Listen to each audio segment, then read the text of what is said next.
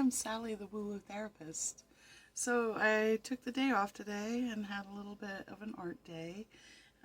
So I'm going to be working on some clay bottle cap pies.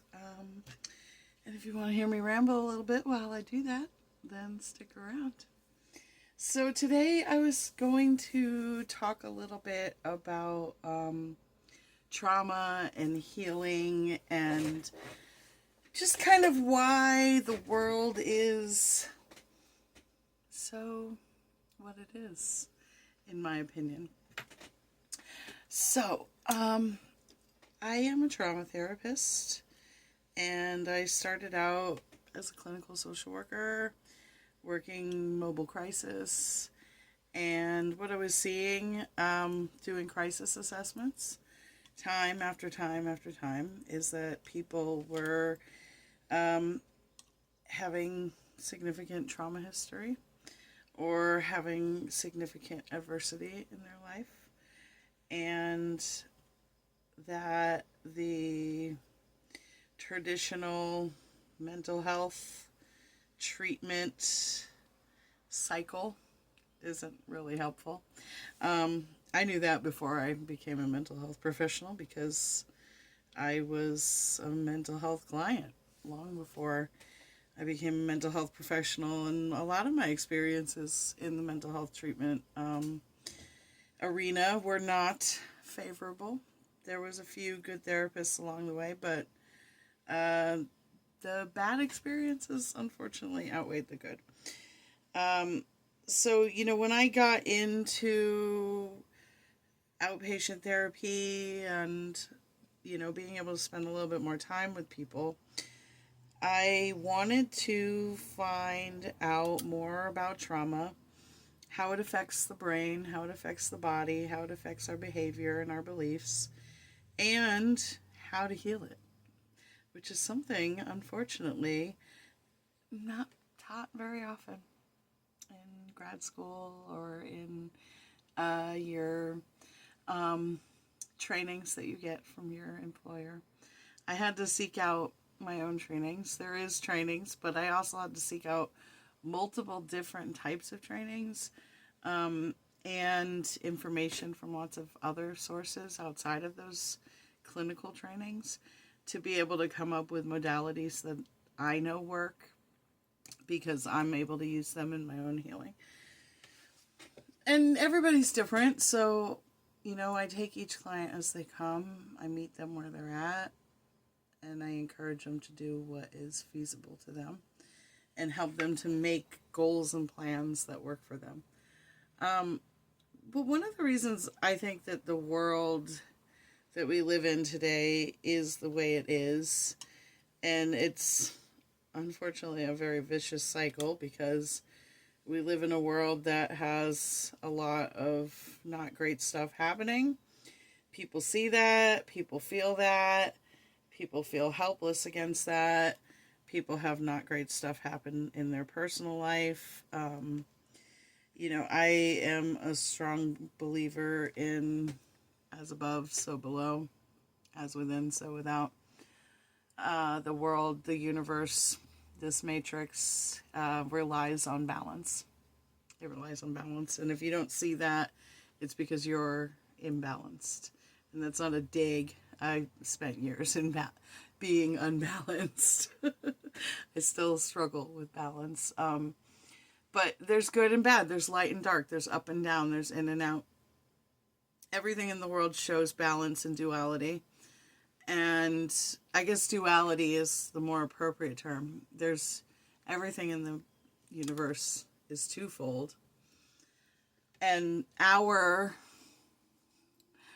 job is to find the balance in that. So I believe that the reason we see so much hate and violence and, disagreement and all of this stuff in the world is because there's so many people out of balance. And why is that? One of the things I tell people when I work with them is that there are systems and structures in our society that are designed, not an accident, designed to keep us traumatized and to re-traumatize us. Why, if you're asking, I cannot tell you with certainty. I can tell you my theories. But my theories are my own, and they're constantly changing. I'm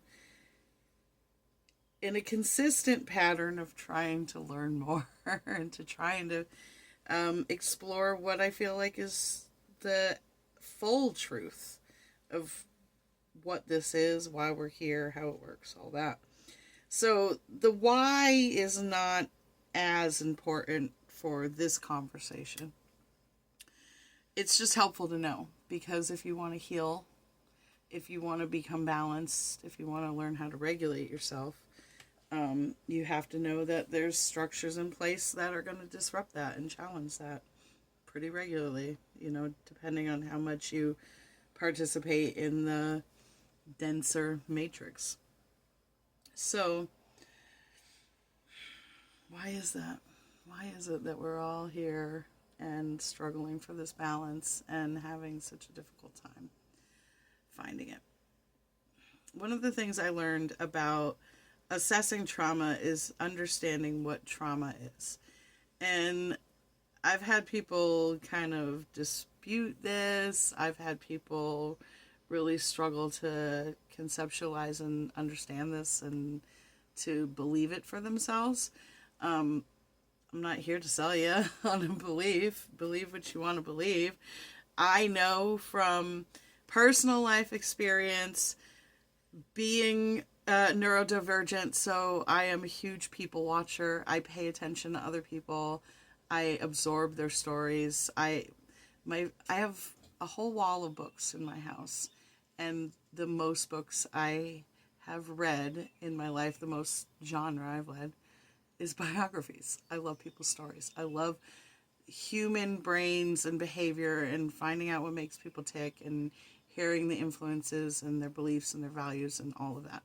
So with all that, paying attention, studying human behavior my entire life, and then going on and, studying social work, which is a combination of biopsychosocial structures that shape human beliefs and behaviors. So a lot of people think social work is something that it used to be a long time ago, and it's evolved quite a bit, and I probably make a different video about that. But one thing I've learned is that trauma, or what our brain, what our stress response, the amygdala, interprets as trauma, what our body, our fascia, our muscles, all of that, our neural pathways, everything interprets as trauma. And when I say trauma, I'm saying an experience that our stress response system interprets as unsafe. That's it.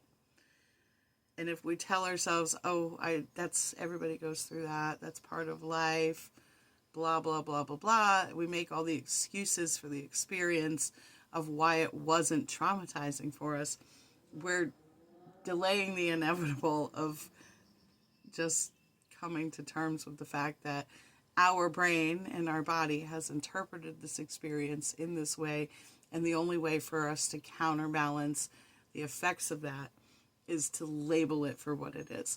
You don't have to use the word trauma.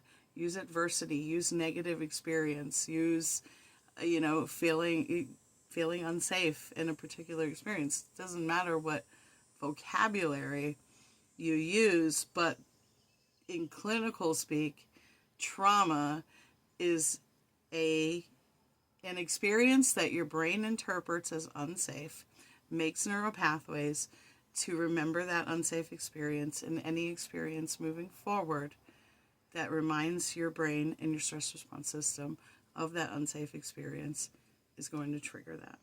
And I'm going to have to go on to a different video because I love to ramble.